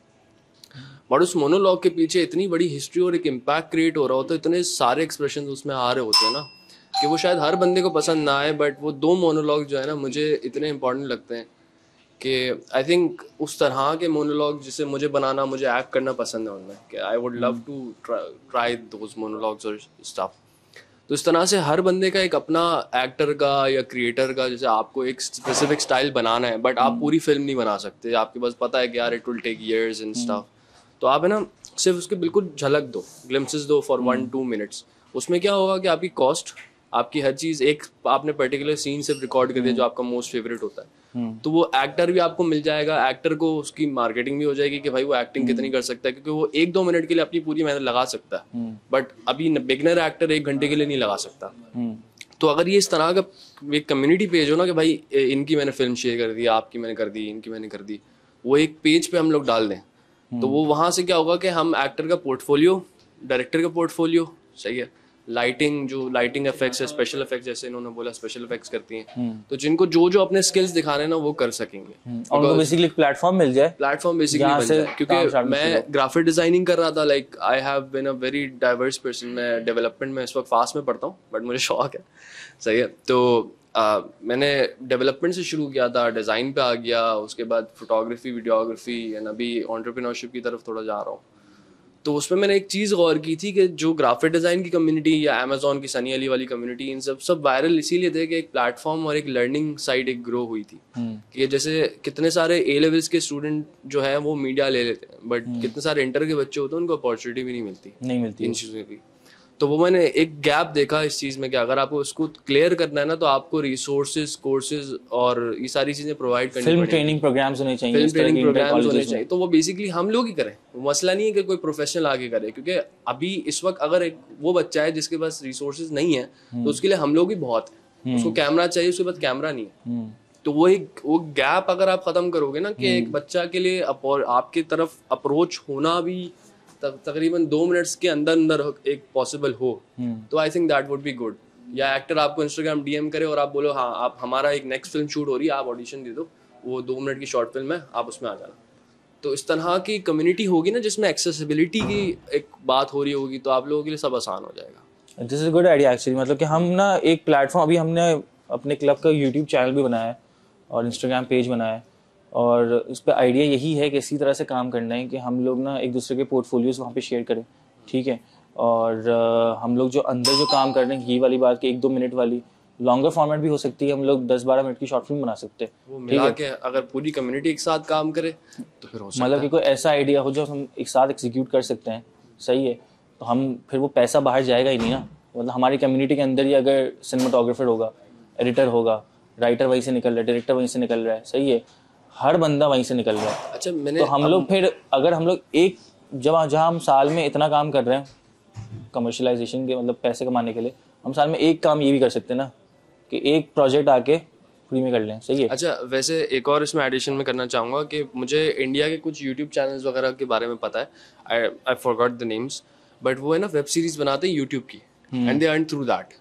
तो दैट इज़ अ पॉसिबिलिटी कि हम लोग जो है ना, जैसे उसमें वेब सीरीज के अंदर वो लोग यूट्यूब की इनकम से आई डोंट थिंक इतना कमाते होंगे, बट उसमें क्या होता है, जैसे हम बात कर रहे हैं तो मैंने एक यहाँ पे जैसे असद भाई का घर है तो यहाँ पे मैंने फ्रेम लगाती है एक कंपनी की, तो उस तरह से स्पॉन्सरशिप्स के थ्रू वो लोग कमाते हैं। जैसे इरफान जुने जो वर्बली बोलता है एक वीडियो के अंदर अपने बारे में या कोई स्पॉन्सर के बारे में, सही क्या अपर्चर ने मुझे आज ये लाइट दी, या इस तरह से गोल्डन कैमरा ने मुझे स्पॉन्सर किया, या रेड बुल, एनीवन, तो हम लोग ग्लिम्पसेस दिखा के वेब सीरीज के थ्रू भी अर्न कर सकते हैं कि वो सेल्फ सस्टेनेबल मॉडल एक बन जाएगा। तो ये भी पॉसिबिलिटी है, बट हाँ इसके लिए 1 से 1.5 साल की कंसिस्टेंसी एटलीस्ट चाहिए। और फिर हम क्लब को भी इसको एक इंडिपेंडेंट क्लब बना देंगे कि अगर कोई स्पॉन्सर आ रहा है और फिर अगर ये जो क्लब की, क्योंकि ये मतलब बाद में थोड़ी सी कॉस्ट होती है ना, भी बना सकते हो, उसको रजिस्टर भी कर सकते हो, इसकी भी थोड़ी सी कॉस्ट होती है क्लब रन करने की। तो फिर अब अगर क्लब इंडिपेंडेंट हो जाएगा, कुछ स्पॉन्सर अट्रैक्ट कर जाता है, तो फिर ये क्लब फिर इंडिपेंडेंट बन जाएगा, फिर हमारे खर्चे जो होंगे वो स्पॉन्सर्ड होंगे। हमें कोई फिल्म बनानी है उसके लिए हम फिर बाहर निकल के ढूंढना शुरू हो जाएंगे। तो ये चीज़ वर्क की जा सकती है, अच्छी चीज़ है, नाइस। और क्या कर सकते हैं, और क्या आइडियाज़ है, आइडिया क्या कर सकते हैं क्लब के साथ? क्लब के साथ ज़्यादातर फिल्म इंडस्ट्री में तो यही होता है कि वर्कफोर्स है, ख़ास तौर पे इंडिपेंडेंट आर्टिस्ट के लिए। मैं फिल्म इंडस्ट्री का पार्ट, फिल्म मेकर नहीं हूँ बट फिल्म इंडस्ट्री का पार्ट हूँ, खास तौर पर पिछले 2 साल से। इस साल मेहदी मिला था तो मेहदी पागल बंदा था, तो मैं इसे ले गया फिल्म इंडस्ट्री में एक बंदे के पास, हम दोनों मिल के बोला मेहदी पागल बंदा है, नहीं होगा, सर्वाइवल नहीं है यहाँ पे, इंडिपेंडेंट आर्टिस्ट का सर्वाइवल नहीं है। सबसे बड़ा मसला इंडिपेंडेंट सर्वाइवल का मतलब यही है कि पैसे, हर चीज़ को रन करने की कॉस्ट आती है। अब क्लब बनाया है, एक सोसाइटी बनाई है, तो यहाँ सबसे बड़ा पार्ट यही है कि वर्कफोर्स फ्री में अवेलेबल है, आर्टिस्ट भी है, राइटर्स भी हैं, डायरेक्टर्स भी हैं। तो आइडिया तो नहीं, बट खैर एक स्ट्रॉन्ग पॉइंट यही है कि कोई भी आइडिया है जो इंडिपेंडेंट आर्टिस्ट कॉर्पोरेट तो कभी नहीं उठाते जब तक उनका मकसद पूरा फायदा ना हो, स्पॉन्सर्स कोई नहीं देगा अगर उनका कोई काम नहीं हो रहा हो। तो इंडिपेंडेंट आर्टिस्ट, लेकिन एक मेरे ख्याल से इसी चीज़ पे एक सही चीज़ ये भी होगी कि हम कॉर्पोरेट काम भी करें, फिर ज़रूरी है ना, पैसे कमाना भी ज़रूरी है। आप कॉर्पोरेट काम भी करो, हाँ ये भी कंटिन्यू करते, लेकिन आप कॉर्पोरेट काम आपको करना ज़रूरी है ताकि आप फिर वहाँ से आप पैसे कमा लो, फिर आप बोलो कि चलो सही अब मैं ये काम अपने आर्ट के लिए करूँगा, ये मुझे दिल से करना है, ये मैं करता हूँ, ठीक है। लेकिन उसके पीछे आपने कुछ काम किया हो, आपके पास आपकी जेब थोड़ी सी स्ट्रांग हो।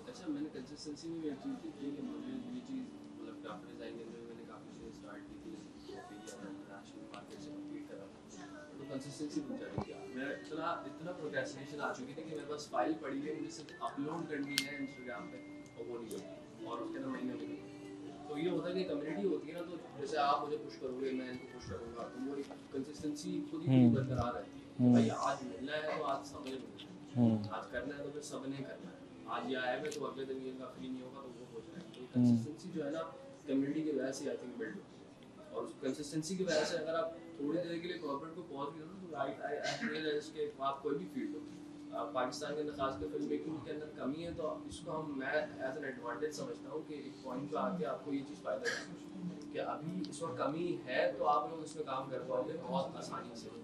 आप इसके अंदर कोशिश अगर मेहनत ऐसी करोगे, आउटस्टैंडिंग करोगे कि कोई और नहीं कर रहा पूरी कम्युनिटी के अंदर। जैसे मैं अभी तक कोई चैनल नहीं चाहता पाकिस्तान में, या तो उसने मुझे रीच आउट, मतलब जैसे एक उसने मार्केटिंग सही से नहीं की, या कोई है नहीं चाहिए, तो अगर आप ऐसा काम करोगे, आप ग्रो कर जाओ इतना, तो आपको ज़रूर स्पॉन्सर्स मिलेंगे। जुनेजो को अभी भी स्पॉन्सर मिलते हैं, सही है, मोरो को अभी भी मिलेगा, मोरो की वीडियोस कम आती है ना, अभी भी मिलेगा उसको।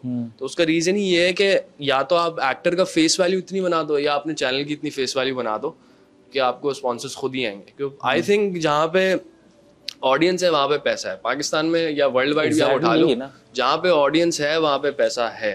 सही है, वो आप कहीं पे भी देख लो। इंस्टाग्राम पे क्यों पैसे लगाते हैं लोग, मार्केटिंग में क्यों पैसे लगाते हैं। मैं एक कंपनी को जानता हूँ, उसने 10 लाख रुपए सिर्फ मार्केटिंग पे लगाए और उनका रिटर्न 60 लाख रुपीज़ में आया है। तो जाहिर सी बात है, जहाँ पे ऑडियंस मिलेगी, 10 लाख उसने लगाए इसलिए थे ना कि इंस्टाग्राम से उसको ऑडियंस मिलेगी। तो आप ऑडियंस गैदर करो खुद ही। हाँ, आपको थोड़ा सा क्वालिटी गिरानी पड़ेगी, बिकॉज मेन स्ट्रीम के अंदर आई थिंक आपके लिए इतना क्रिएटिव फ्रीडम नहीं होता। जैसे मैं अगर एक चीज़ पसंद करता हूँ तो वो आई थिंक मेरे जैसे 10 लोग पसंद करेंगे, बट शायद बाकी 20 लोग मना करते हैं, यार नहीं अच्छा नहीं है। थोड़ा सा आपको यहाँ पे थोड़ा सा लेवल करना पड़ेगा कि यार हाँ मेन स्ट्रीम पे थोड़ा सा चलना पड़ेगा in the start, and then we can all express our own stuff. ये हो सकता है आई थिंक। और साथ साथ बैलेंस आउट भी हो सकता है, मतलब कि अभी आप कर लो लेकिन आप साथ साथ ये भी करते रहो। अच्छा, इंट्रोडक्शन कंटिन्यू करते हैं।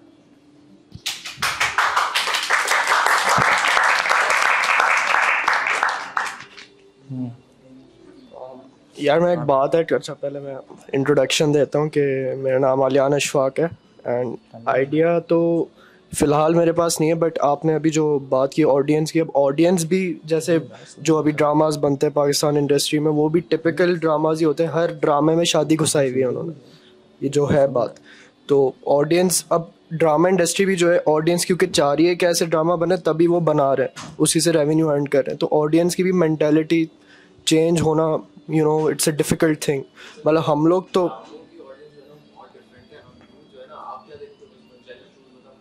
यार मैं इसलिए देखता ही नहीं हूँ मैं ड्रामा। शुरू में मैं सीरीज़ तो देखता ही नहीं हूँ, मूवीज़ ही देखता हूँ। अभी एम्बुलेंस एक मूवी थी, यस, बट पाकिस्तान के हिसाब वो तो चलो नेटफ्लिक्स पे तो पाकिस्तानी है ही नहीं ना बिल्कुल। मैं ये कह रहा हूँ कि पाकिस्तान में ड्रामा ही इंडस्ट्री है जो चलती है, और आपको पता है कि किन टॉपिक्स पे चलती है। तो टॉपिक वो मेरे ख्याल से मेंटालिटी जो है लोगों की, ना यूथ वहाँ पे नहीं जा रही ना ड्रामा की तरफ। एग्जैक्टली।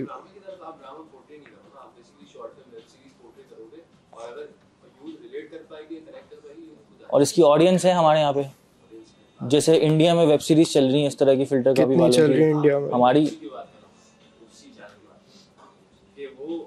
लेकिन फिर उन्होंने फनी वीडियोस बेकार फिल्म से कराची में ये हमारे यूथ की लाइफ को रिप्रेजेंट कर रहा है। कराची की लाइफ को, डेकेड्स की लाइफ को रिप्रेजेंट किया ना, उन्होंने लिखा है किसी ने। मेरा भी रिसेंटली दोस्त है, वो सर को भी जानता है, वो जैन के नाम से, वो माशाल्लाह भी बड़ा मशहूर है। हां, जैन साजिद। अच्छा, जैद साजिद सिंगर जो है, वो सिंगर तो नहीं है, वो सिंगर, अच्छा वो एक्टर है, एक्टर बन रहा है करंटली। अच्छा, और वो एक समझ लो कॉमेडी वीडियोस शो रील्स बनाता है। ओके, माशाल्लाह वो बहुत हिट हो गया, 34-35 के उसके करंट फॉलोअर्स। नाइस। हम लोग, मैं उससे मिला था और उस वक्त इसके 1200-1700 पे हम लोग बोलते थे, या साथ खड़े हैं, और वो माशाल्लाह बहुत। वो स्कूल में भी था मेरे साथ, वो गिटार ही बजा देता। हाँ, नहीं, आई थिंक दूसरा जैद साजिद था वो। खैर, हाँ। तो बेसिकली उसने एक चीज क्रिएट की कि यूथ रिलेट कर पा रही थी ना, मैं वही बोलना चाह रहा हूँ। और एक साल के अंदर आपको ग्रोथ दिखी। ये है, मैं वो जब भी मैंने आपको 1 से 2 मिनट का बोला था कि हम रील में वो चीज डालते हैं, रील में वो दिखा सकते हैं। एग्जैक्टली, दिखा सकते हैं। इंस्टाग्राम मुझे, मैंने एक रील देखी ना, उन्हें 2 मिनट तक देख लिया उसको, तो मुझे ऐसे 10 दिखाएगा। वो एक बिल्कुल है कि मैं रात को कुछ सो नहीं पा रहा। बिल्कुल। तो ये एक चीज देखिए कि अगर आपको एक चीज कनेक्ट करने वाली चीज दिखेगी, जल्दी हिट हुआ, there is a proof that there is a audience for what you are trying to do. वही बात है ना कि आप रिलेट, जब सारे रिलेट कर पाएंगे तो ही वो हिट जाएगा, वरना तो फजूल है फिर।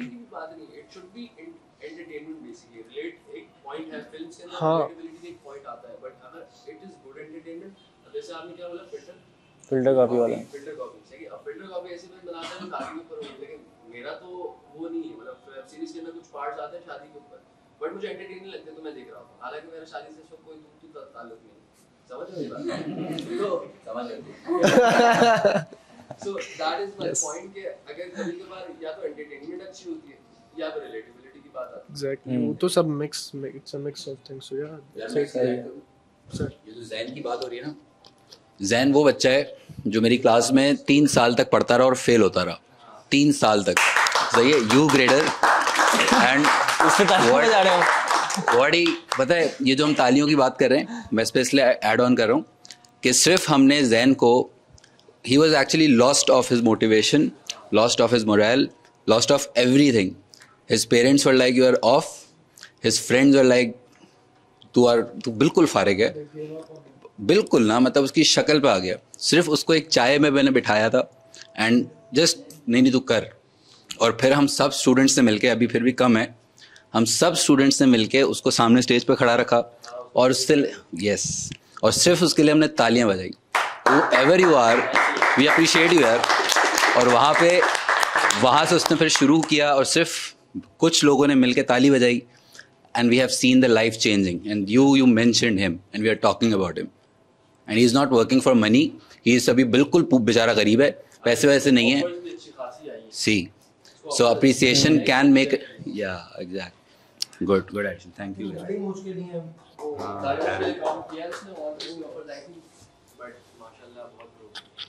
Hello everyone, my name is Mustafa.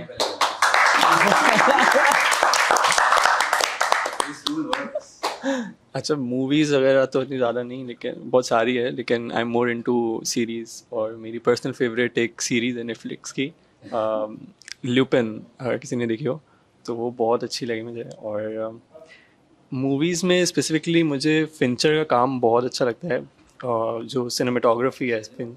हाँ, इतनी ज़्यादा नहीं, मतलब मूवीज़ नहीं देखता, बट लेकिन जो डेविड फिंचर की जो मूवीज़ होती हैं वो मुझे अच्छी लगती हैं। अभी आप लोग देख रहे हैं कि हमारे टेस्ट कितने डिफरेंट है, कितने डाइवर्स हैं। मतलब सिनेमा जो हम कंज्यूम करते हैं, हम सबके टेस्ट कितने डिफरेंट हैं, हम सबका काम कितना डिफरेंट है। तो एक कितनी कम्युनिटी की खास बात क्या होती है, डाइवर्सिटी, कि हर बंदा अलग अलग माइंडसेट के साथ अलग अलग पसंद का काम साथ मिलके काम कर रहे हैं, एक दूसरे को साथ ग्रो कर रहे हैं एक दूसरे के साथ। ये चीज़ तो स्पेसिफिकली मुझे डेविड फिंचर की जो है सिनेमेटोग्राफी बहुत पसंद है। और वो एक चीज़ बहुत फेमस भी है उसके बारे में कि जो सब्जेक्ट होता है ना उसका, मतलब फ्रेम में वो उसके साथ साथ अपना कैमरा मूव करते हैं, वो चीज़ बहुत मतलब अच्छी लगती है। और वो मैंने खुद भी प्रैक्टिस करी, तो वो बहुत रिजल्ट है ना, वो बहुत ही आउट क्लास थे। तो और एक चीज़ जो मुझे अच्छी नहीं लगती, वो पाकिस्तानी मीडिया है, वही जो सब कह रहे हैं शादी वगैरह दिखाते, वो मेन उनका जो मिडिल क्लास ऑडियंस को वो टारगेट करना चाहते हैं, तो वो मुझे बिल्कुल भी अच्छा नहीं लगता। बहुत ही टॉक्सिक एक एनवायरनमेंट क्रिएट करते हैं। तो या सही, थैंक यू।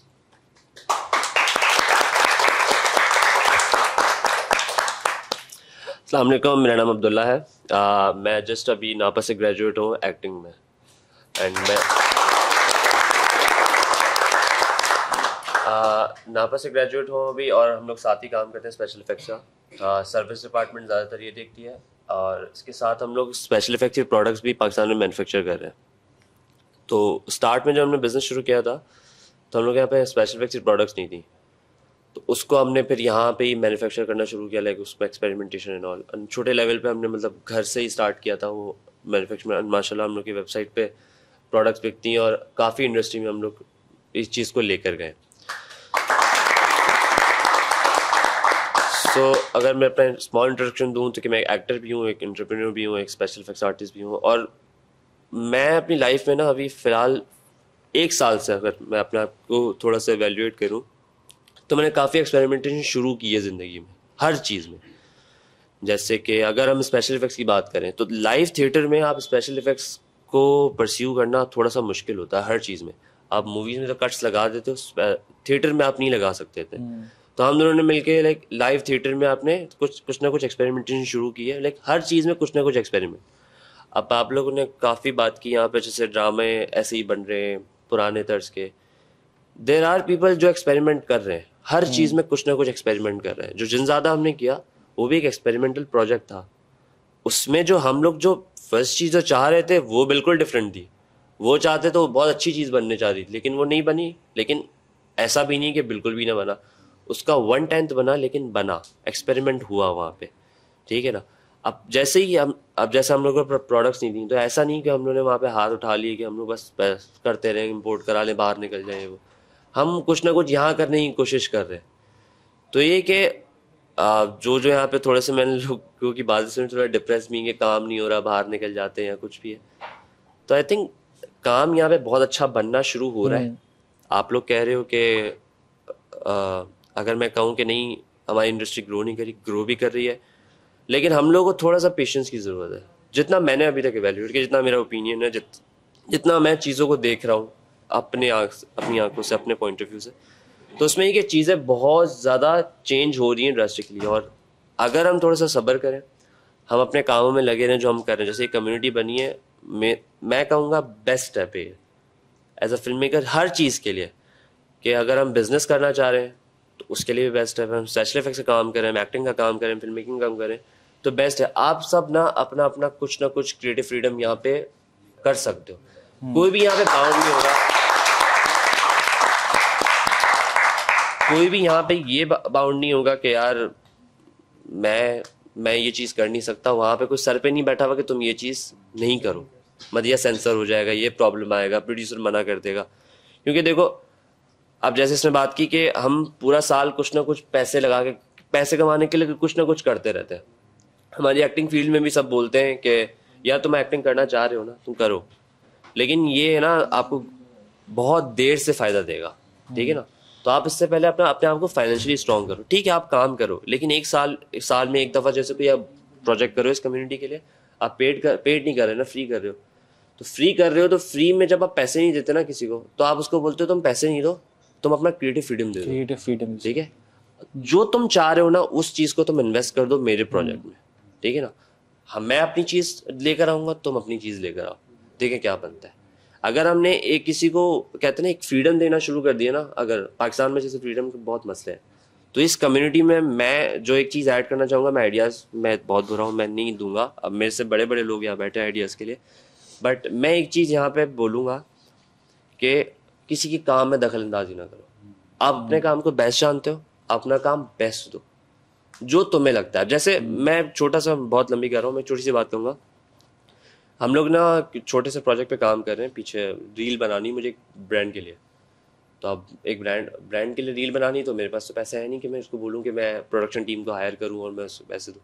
तो मैंने उस प्रोडक्शन टीम के बंदे को बुलाया, उसने कहा हम 3 बंदे, मैंने कहा मैं एक्टर हूँ, मैं तुम्हें अपनी एक्टिंग की वो दूंगा, तो मेरे काम में तुम दखल अंदाजी मत करना। ब्रांड ने मुझे बोला कि आपको जो मैं चीज़ें भेज रहा हूँ, आप बस मेरी चीज़ दिखा दो, बाकी किस तरह दिखानी वो आपके ऊपर है। उसने मुझे क्रिएटिव फ्रीडम दिया, मैं अपना फ्रीडम दे रहा हूँ। प्रोडक्शन टीम को बुरा बोला, मैंने कहा जो तुम लोगों को करना है करो, मैं तुम लोगों के हुक्म इसलिए नहीं चलाऊंगा क्योंकि मैं तुम लोगों से पैसे नहीं दे रहा हूँ।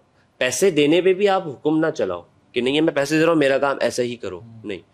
तो एक चीज़ देखो कि आप फिल्म मेकर है, बेस्ट देने दो, स्पेशल इफेक्ट्स आर्टिस्ट है, बेस्ट देने दो, एक्टर है, जो उसका दिल करता है, जो उसको चॉइसेस लेनी है ले ले, दैट्स इट।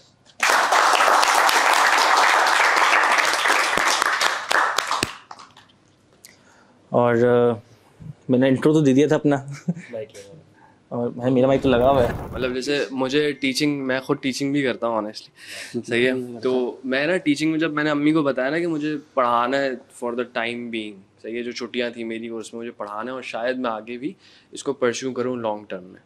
तो मैं सर मिनास रूपसी के साथ काम करता था उस वक्त मेरी जॉब नहीं लगी थी बाय द वे, लेकिन मैं उनके साथ ज़रूर था।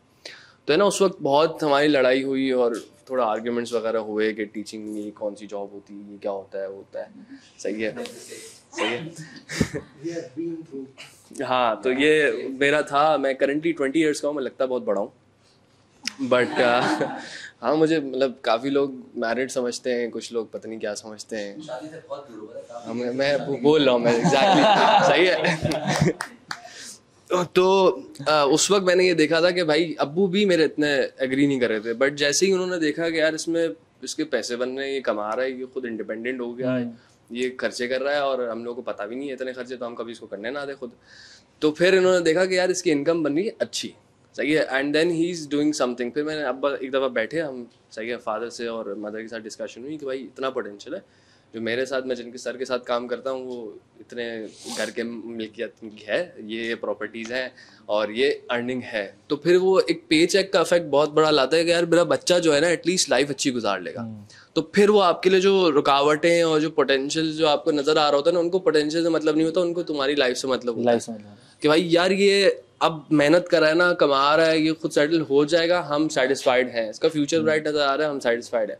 फिर उसके बाद आपको इतनी रुकावटें मुझे नहीं लगता नजर आएंगी, unless if you are struggling और आपके रिसोर्सेज भी ज़ाया हो रहे हैं, तो जैसे वही कमर्शियल वाली बात, आपको पेड प्रोजेक्ट्स करने पड़ते हैं, तो वो पे चेक जो है ना, it makes a difference I think.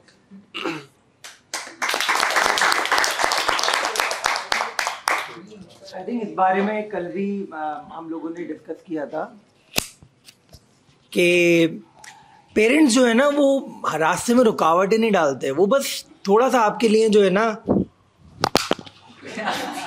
वो बस थोड़ा सा आपके लिए वरिड है कि कहीं ना कहीं लाइफ ख़राब ना हो जाए, किसी गलत डिसीजन में ना पड़ जाए। बट वंस आई नो सबकी सिचुएशन डिफरेंट है, मैं इस सिचुएशन में कभी नहीं आया, मेरे पेरेंट्स बड़े सपोर्टिव थे when I thought to be a teacher and अल्हम्दुलिल्लाह I have been teaching since 2006।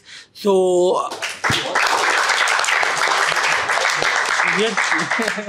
हाँ, आपका और मेरा सिचुएशन उल्टा है, मैं छोटा दिखता हूँ लेकिन हूँ नहीं।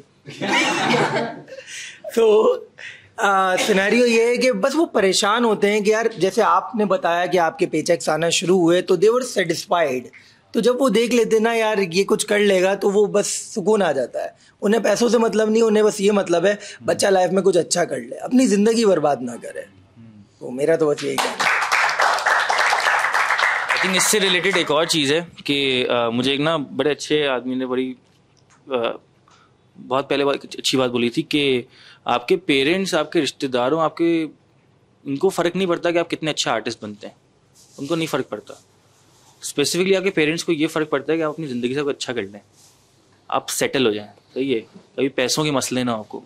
और बहुत ही वो जेन्यून एक जगह से आते हैं पेरेंट्स, सबकी मतलब केयर ही करते हैं और मतलब ना अच्छा ही चाहते हैं अपने बच्चे का, तो उनको ये नहीं फ़र्क पड़ता कि कितना अच्छा आर्टिस्ट है मेरा बेटा, सही है, उनको ये है कि मतलब कि हाँ यार अच्छा कर रहा है अपने लिए, सही है। तो ये चीज़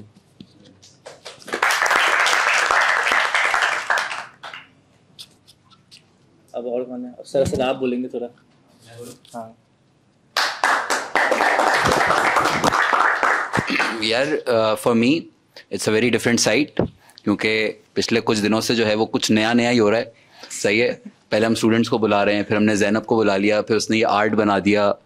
सो basically what we are trying to do is के we are trying to create communities which I feel थोड़ी कहीं खो गई है, सही है, क्योंकि लॉस्ट से हो गए सब, ये हो गया ना आई थिंक।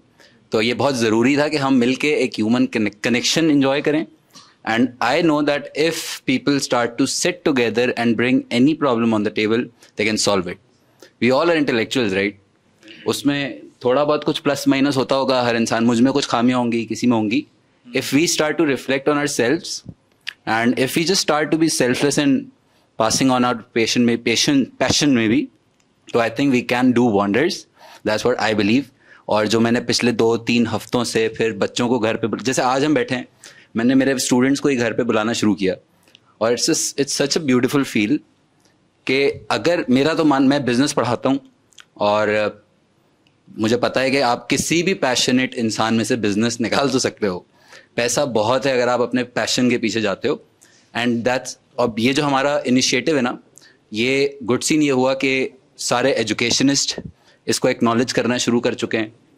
IBA से हमारी बात चल रही है और and they have started to acknowledge that education can do wonders, and if people support education तो वो कुछ भी कर सकते हैं। That's what I believe and that's what the motto is। तो इससे अच्छी सी कूल सी वाइब है और मैं वही चाह रहा हूँ कि हम इसको हमेशा 2 वे रखें। मेहदी इसको लीड कर रहा है, आई वुड रियली अप्रिशिएट। ये भी एक स्टूडेंट ही था, सही है, 2018 में, और ये भी फिल्म मेकिंग छोड़ने वाला था, स्टूपिड, सही है। और अगेन चाय से बात शुरू हुई, यही था ना, चाय से बात शुरू हुई, मैंने बोला भाई तू पागल है, क्या कर रहा है। वही सपोर्ट का मसला है। सेम कोविड ने जनरेशन गैप बहुत बढ़ा दिया है। माँ बाप कुछ गलत नहीं है, बट वो कुछ सोच रहे हैं, बच्चा कुछ सोच रहा है, तो वो एक गैप सा आ गया। So this thing I think can probably help to close in that gap maybe. सही है. और and once you all start expressing, then we are seeing ना क्या beautiful vibe हो जाती है. And enough है teacher की आँख के लिए तो सही है. तो that's what I would like to say.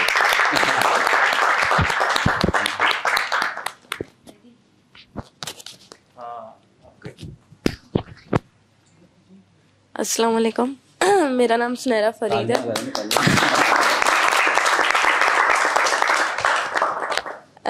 मैं जो है मैंने रिसेंटली अपना क्लोथिंग ब्रांड जो है वो ओपन किया है अपने खुद के पैसों से, माँ बाप के पैसों से नहीं.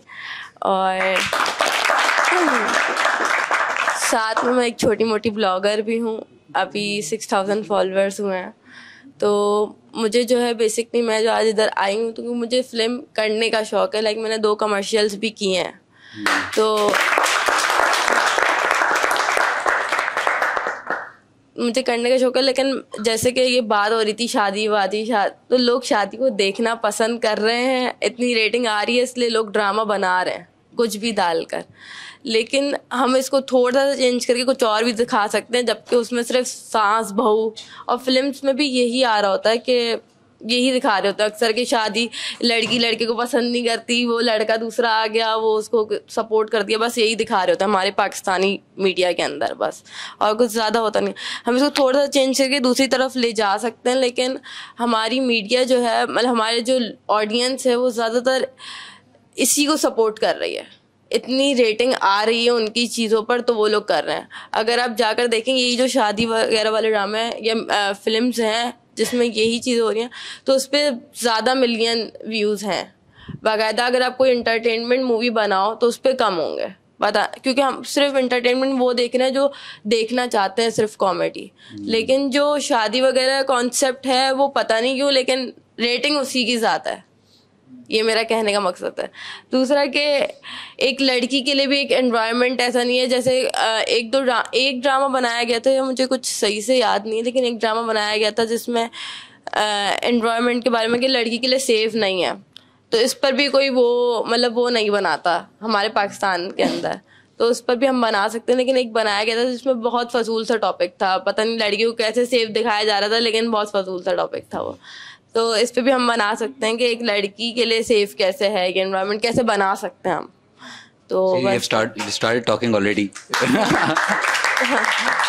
तो बस इसी बारे में मेरा थोड़ा सा आइडिया और भी है, लेकिन अभी बस इतना ही.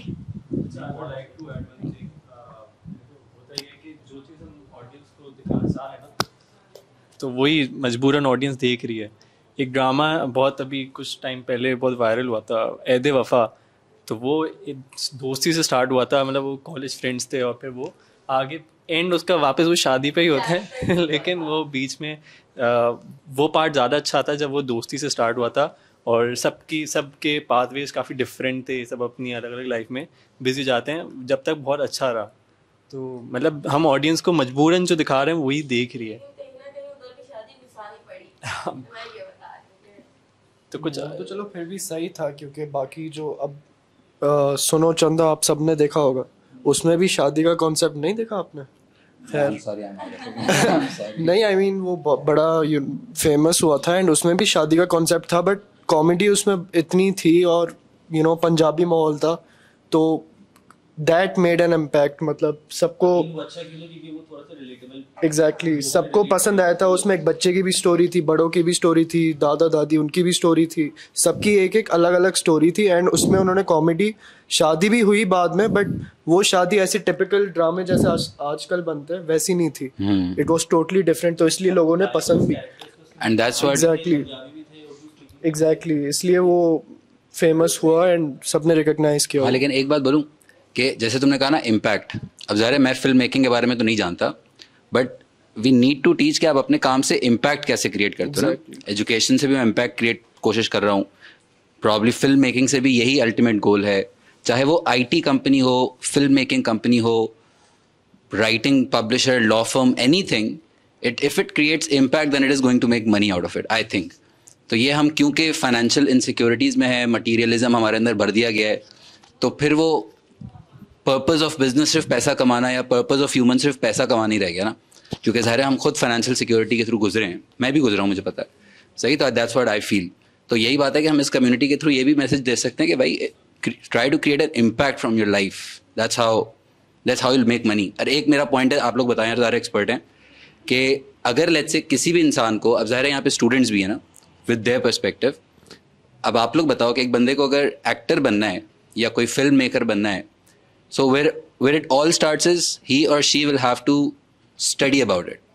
Is it right?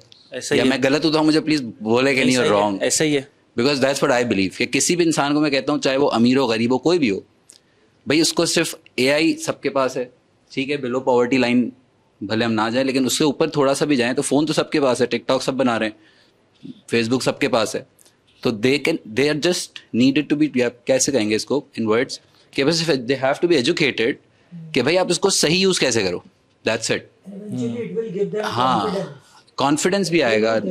और किसी भी यार इन्वेस्टर के शार्क टैंक मॉडल पे भी काम हो रहा है लिटरली, तो किसी भी इंसान को, पढ़े लिखे इंसान को, फिर हम इन्वेस्टर के सामने इस तरह की जो बड़ी बातें अगर हम करना शुरू करें, तब हम कर सकते हैं जब वो एजुकेटेड इनफ है।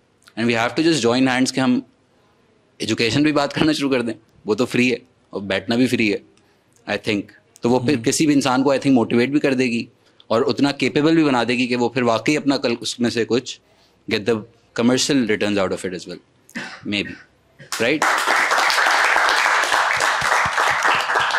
और इसके थ्रू ही मतलब कि शेयरिंग ऑफ, उसके अंदर भी मतलब यही कि फिर sharing of knowledge, ideas, resources, इसके थ्रू फिर ये सब चीज़ें होंगी कि जब हम इस तरह बैठ के एक मतलब एक कम्युनिटी बन के बैठ के बात कर रहे हैं एक दूसरे के लिए।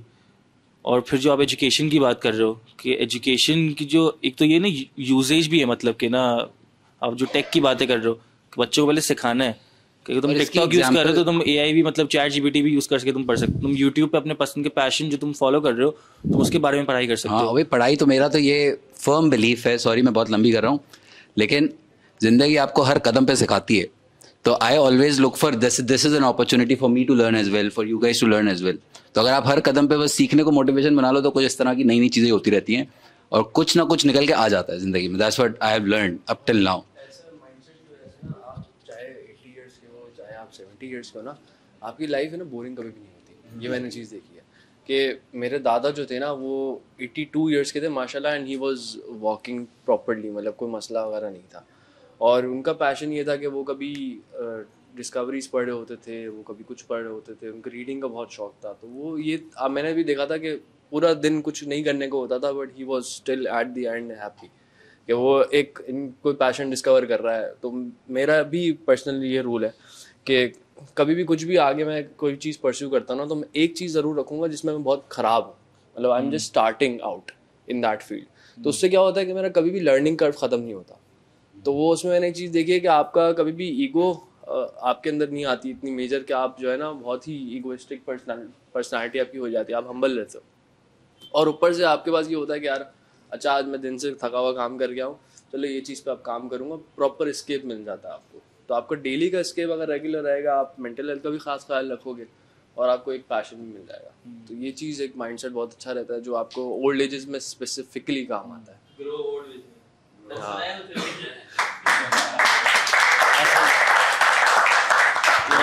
बहुत लंबी कर दी है वैसे, वो थ्योरी थोड़ी सुनानी पड़ेगी आपको थोड़ा सा। भाई मेरे जैसे इसने दादा के बारे में कहा, मेरे दादा भी जो है वो राइटर थे, राइटर बनना चाहते थे, पैशनेट स्पोर्ट्स पर्सन भी थे, but had a very tough life, मसले बहुत ज़िंदगी के, पर्सनल मसले, लेकिन still he had a lot to say. So what he decided कि मैं जो बताना चाह रहा हूँ वो मैं लिख के एक्सप्रेस कर दूँ। तो उन्होंने एक थ्योरी पे काम किया एंड दैट थ्योरी इज़ अभी मेरी वॉल पे लगी हुई है, मैं तुम लोगों को दिखाता हूँ। उस थ्योरी का नाम है grow old with me, and वो थ्योरी पब्लिश्ड है, मैगजीन के अंदर है, 1970 समर में पब्लिश भी हुई थी। तो अब ये जो हम काम कर रहे हैं, पैशन पे जीना सिखा रहे हैं, तो उन्होंने ये कहा था कि अगर आप पैशनेट ज़िंदगी गुजारते हो और अगर आप अपने बचपन के आइडियल्स को फॉलो करते हुए ज़िंदगी सीखते सीखते गुजारते हो, so you even if you grow old and even if you are 80 you will feel young. That was grow old with me. सही है। तो हम इस थ्योरी पे काम ही कर, मतलब I am working on this theory. उन्होंने लिख के बस पब्लिश कर दी थी, तो मेरी जो one of the reasons probably I stay so much motivated कि ओहो उस थ्योरी पे मैं काम कर रहा हूँ and I am trying to implement it now and I have seen lives changing in the process. Ryan was not able to speak when he was in the classroom. I know है सही है बस हमने साथ बैठ के बातें करना शुरू करी, तालियां, दोस्त भी नहीं था कोई, because he was in himself only. तो मैं बच्चों की आंखों में देख लेता था ये साला चुप क्यों इतना, why? तो बस मैंने बोला साथ बिठाते हैं, तालियां बजाते हैं, बोलना सिखाते हैं, और देखो मेहदी आज हमारा फिल्म क्लब लीड कर रहा है. So wow.